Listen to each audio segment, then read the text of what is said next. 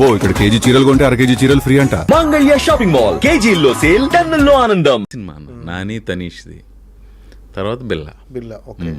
అంటే బిల్లా అనేది కూడా అంటే ప్రభాస్ చిన్నదేగా, చిన్న రోలే, బట్ ప్రభాస్ సినిమాలో ఆయన తోట చేసిన సినిమా తోటి మళ్ళీ కుదరలే ఏంటో. ఓకే. రాజాసాబులో ట్రై చేయలేదా? రాజాసాబులో అడగలేదా? రాజాసేపులు అడిగా, మారుతి గారిని ఎందుకు అడగ, మారుతి గారు మాకు లేదు ఎందుకో అది అందులో ఏం దొరకలేదు. అంటే అది బిల్లాలో మీకు ప్రభాస్కి ఏమైనా కాంబినేషన్ సీన్లు ఉన్నాయని కాంబినేషన్ సీన్ ఉంటుంది.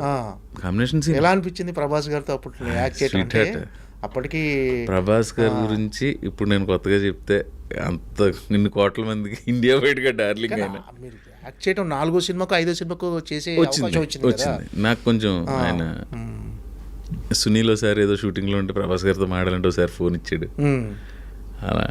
అలా రిసీవింగ్ బాగుంటుంది ప్రభాస్ గారు. అది ఇంకా ఆయన గురించి మాట్లాడలేదు.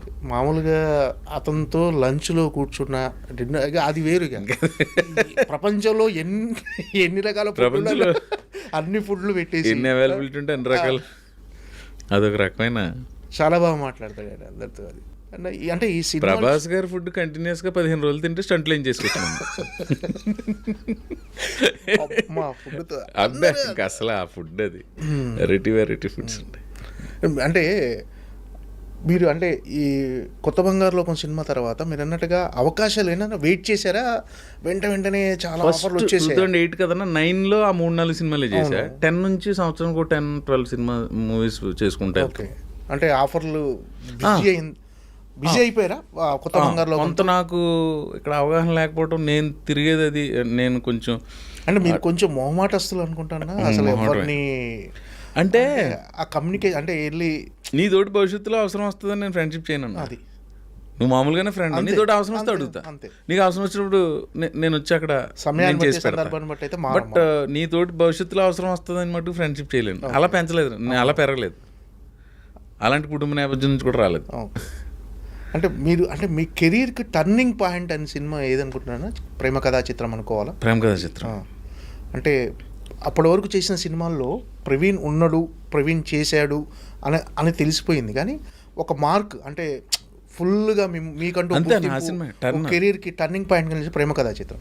ఏంటి సార్ ప్రేమ కథా చిత్రంలో అవకాశం ఎలా వచ్చింది అసలు? మామూలు ఒక రోజు ఫోన్ చేశారన్న, మారుతి గారి దగ్గర నుంచి ఫోన్ వచ్చింది. తమ్ముడు ఇలా అనుకుంటున్నాం ఒక సినిమా, ఒక కథ, ఇలాగా నువ్వు, సుధీర్ బాబు, నందిత అనే అమ్మాయి, ఇంకో క్యారెక్టర్ ఉంటుంది, అది ఇంకా డిసైడ్ అవ్వలేదా? సరే సార్ అన్న, ఫోటో సెషన్ అది 4వ క్యారెక్టర్ లేకుండా మేము ముగ్గురం చేసి, నేను హీరో అమ్మాయి, అదంతా అయిన తర్వాత సినిమా స్టార్ట్ చేసి ఒక క్యారెక్టర్ కావాలి. ఆ క్యారెక్టర్ మన ఏలూరు సీన్ చేయాలి. ఓకే, ఏలూరు సీన్ చేయాలి. సప్తగిరి గారు కొంత ఆయనకున్న బిజీ, ఆయన పిఆర్ఓగా బిజీగా ఉంటుంది, తను చేయలేకపోయాడు, సప్తగిరి ఎంటర్ అయ్యాడు. ఇంకా అది ఒక మొయినాబాద్లో అన్న ఒక ఫామ్ హౌస్ అన్న, రోజు 6కి స్టార్ట్ చేయడం, 5:30కి వెళ్ళడం, మేకప్ వేసుకోవడం, ఏదో స్నాక్ ఇచ్చి తినేసి 6కి స్టార్ట్ చేస్తే దంచి కొట్టుడు అన్న, దంచి కొట్టుడు, వేర కొట్టుడు, నాటు కొట్టుడు అన్నట్టు 10కి బ్రేక్, మళ్ళీ 11, 2, ఒక్కొక్కసారి 5 వరకు 2-3 రోజులే అలా చేసుకుంటూ వెళ్ళామన్నా. సుధీర్ బాబు కూడా బాగా ఒక అరగంట ముందర ప్రవీణ్, ఆయన కారు ఉన్నది, ఆ వైట్ కలర్ కారులో కూర్చొని మేము ప్రాక్టీస్. ఇంక మా సప్తగిరి అయితే ఇంకా ఆడి దబిడి ఆడు ఎక్కువ రకంగా చేసేవాడు, ఆడిని అడ్జస్ట్ చేసుకుంటూ అలా వెళ్ళాం. లాస్ట్కి వెళ్ళేసరికన్నా ఫైట్ లేదు. ఒక రోజు నేనే అన్నా, సార్ ఆ విలన్స్ ఉన్నారు కదా ముగ్గురు, హీరో కొట్టినట్టు పెడితే చిన్న భోజనం తర్వాత మజ్జిగ లేకుండా భోజనం లేచినట్టు ఉంటుందేమో, ఫైట్ ఉంటే బాగుంటుంది అంటే, అవునా అని ప్రొడ్యూసర్ అయ్యి మాట్లాడాయన. ఒక 2 days ఫుల్ నైట్లు ఫైట్ తీశారు. ఫస్ట్లో మధ్యలో కొన్ని మారుతి గారు కదా, మార్పులు చేసుకుంటూ రైటింగ్ కూడా ఇంప్రూవ్ అవుతుంది, మమ్మల్ని ఏదైనా చేసుకోండి అలాగా. అది ఎందుకో వెరీ ఫస్ట్ డే నుంచి ఒక్కరోజు కూడా దాని మీద నెగిటివ్ థాట్ కానీ ఏదో కష్టపడిన ఫీలింగ్ అని లేదన్న. యాక్చువల్లీ ఎక్కువ కష్టపడి చేసాం, చాలా తక్కువ రోజులు అన్న సినిమా అది. ఆయన ఒక గంట మిగిలిందంటే ఏదో తీసి దాన్ని ఒక సాంగ్ చేసాడు ఆయన. ఎప్పుడైనా టైం మిగులుతుంది కదా, మీరు అలా వెళ్ళండి, ఆ తోటలో నడుచుకుంటారండి, మీ ఇద్దరు ఇది మీరు ఇద్దరు చేయండి ఏదో చెప్పేసి ఆడుతూ అయిపోయింది సినిమా అంతా. ఒక సాంగ్ చేసాడు అన్న దాన్ని ఆయన, మాంటేజ్లు ఇచ్చేసి ఒక ట్యూన్ చేయించేసి సాంగ్ చేయించాడు, నీతో ఈ లోకం అని ఉంటుంది సాంగ్. ఆ సాంగ్ వాళ్ళు ఎప్పుడు తీసారో మాకు తెలియదు, అసలు మీరు యాక్ట్ చేసినట్టుగా మీకు తెలియదు, అది ఎందుకు చేయించారో ఏదో సీన్ అనుకునేవాళ్ళు. అంత మ్యాజిక్, ఇంకా రిజల్ట్ కూడా దానికి తగ్గట్టుగా వచ్చింది. అదే యూటర్న్ ప్రేమ కథా చిత్రం. ఏంటంటే అంటే ఈ సినిమా రిజల్ట్ తర్వాత మీ కెరీర్లో వచ్చిన చేంజెస్ ఏంటి? అవకాశాలు పెరుగుతాయన్న, కొంచెం మోర్ బిజీ అవుతాం, కొంచెం రేట్ పెరుగుతుంది. అవును, అవకాశాలతో పాటు పారితోషికం ఆటోమేటిక్గా పెరిగిపోతాయి.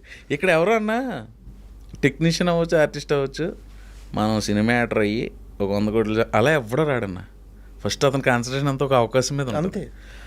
ఆ సక్సెస్ అయ్యి అవకాశాలు తామరతంపరంగా రావటం మొదలు పెడితే డబ్బు ఆటోమేటిక్ వస్తుంది అన్న. ఒక్కసారి సక్సెస్ కళ్ళలోకి ఎంటర్ అయ్యే వాళ్ళు ఎవరైనా సరే, టెక్నీషియన్స్ అవచ్చు, ఆర్టిస్టులు అవ్వచ్చు, ఆ డబ్బు టార్గెట్గా పెట్టుకుని ఎవరు రారు నాకు తెలిసి. అలాగే ఫస్ట్ అవకాశం ఎంత ఇదన్నా. ఇప్పుడు కొత్త బంగారులోకం సూపర్ హిట్ అయింది, ఒకవేళ అది ఆడి ఉండకపోతే ఏంటి నా పరిస్థితి? అవకాశాలు వచ్చేవో రాకపోయేవో ఎవరో తెలుసు. అది లేకపోతే ఇంకో అవకాశం వచ్చేది ఏమో, అది తెలీదు ఇంకా మనకి ఎలా డెస్టినీ. అలా అంటే మరి ఎంతో ఇష్టపడి చేసిన సినిమాలు కొన్ని దెబ్బేసినవి ఉన్నాయి. నేను అలాగా నా కెరీర్లో ఎక్కువ ఇప్పటికీ స్టిల్ బాధపడే సినిమా రౌడీ ఫెలో. చాలా ఇష్టపడి చేసాను. నెగిటివ్ షేడ్స్ ఉంటాయి కదా క్యారెక్టర్, నేనే పిఆర్ చేసేది. అవును, నాకు ఆ సినిమా చాలా ఇప్పటికి అంతే. ఎందుకంటే అంత అలా ఇప్పుడు ఉందన్న. ఇప్పుడు మామూలుగా బయట మనం అందరం మాట్లాడుకుంటున్నట్టు జనం సైకాలజీ ఎలా ఉంటుందో మనం చెప్పలేము. ప్లస్ మనం ఇలా చేయండి అని వాళ్ళకి చెప్పడానికి మనం సరిపోం. కొత్త సినిమా వస్తుంటే ఓటీటీలో చూస్తున్నారు, రిలీజ్ చేస్తుంటే థియేటర్కి వెళ్ళి చూస్తున్నారు. 10 ఏళ్ళ క్రితం సినిమాని. అవును, ఖలేజా సినిమా అప్పట్లో నాకు అదే మంచి సినిమా, ఈ సినిమా ఆడకపోవడం ఏంటి అనిపించేది. మొన్న రిలీజ్ అయ్యి దొల్లగొట్టేసింది సినిమా. దొల్లగొట్టేసింది అసలు. అది థియేటర్లో కంటే టీవీలో ఎక్కువ టీఆర్పీలు అన్న. టీవీలో అన్నిసార్లు చూసిన తర్వాత కూడా థియేటర్లో అంత రెవెన్యూ చేసిందంటే మరి అంటే ఓపెనింగ్స్ మరి ఎవరిని అడుగుతావు అన్న, అప్పుడు ఎందుకు చూడలేదు అని ఎవరిని అడగలేం కదా. జనాలకు అంతే, అది జనాలకు.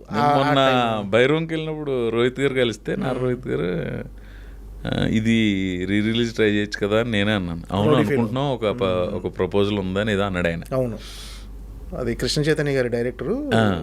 బాగా అంటే సినిమా బాగుంటుందన్న. కొన్ని మీరు అన్నట్టుగా కొన్ని సినిమాలు ఆడకపోతే మన క్యారెక్టర్ బాగుంటుంది, మనం ఎంతో ఎక్స్పెక్టేషన్స్ పెట్టుకుంటాం ఆ సినిమా మీద. అలా ఆడకపోయినప్పుడు ఏంటి, డిసప్పాయింట్ అవుతారా? గ్యారంటీగా డిసప్పాయింట్ అన్న, గ్యారంటీగా డిసప్పాయింట్ అవుతాం. 1-2 నైట్లు సరిగ్గా నిద్ర పట్టదు. ఇంకోటి అన్న, నాకు తెలిసి చాలామంది ఆర్టిస్టులు ఫేస్ చేసేది, వస్తే గ్యాప్ వస్తుంది అన్న, ఒక 1 వారం రోజులు ఎప్పుడు, తర్వాత వరుసగా 2 సినిమాలు వస్తాయి, ఏదో ఒకటే చేయగలం. అంతే, రెండిట్లో ఏదో ఒకటే చేయగలం. ఏది చూస్ చేసుకోవాలన్నా తెలియదు కదా మనకు. అప్పుడు ఒకటి చేసుకుంటాం అంతే. 2 హిట్ అయిపోతే నాకు ఎలా ఉంటుందంటే, బీయింగ్ అన్ యాక్టర్, నాకు 100 సినిమాలు రిలీజ్ అయితే 99 హిట్ అయిపోవాలన్నా. అంతే, 100%. అది కోరుకోపోతే ఇక్కడ ఎలా ఉంటాం? సో 2 హిట్ అయిపోతే ఓకే అన్న. నువ్వు సెలెక్ట్ చేసుకున్నది హిట్ అయ్యి నువ్వు వదిలేసింది యావరేజ్ అయినా కూడా ఓకే. ఇది పోయి అది హిట్ అయిందంటే ఆ డెసిషన్ తీసుకున్నందుకు మనల్ని మనమే తిట్టుకుని అబ్బా ఇంకా అది ఒక్కొక్కసారి అలాంటి సిచ్యువేషన్. అంటే నేను 2 ఆడేసినట్లో ఉన్నానేమో, నేను ఫేస్ చేయలేదు. కానీ అలా లేదు అలా రిజెక్ట్ చేసింది ఏమి రిజెక్ట్ చేసే పరిస్థితి కూడా రాలేదు. ఏదో కింద మీద పడి చేసుకుని చేసాం.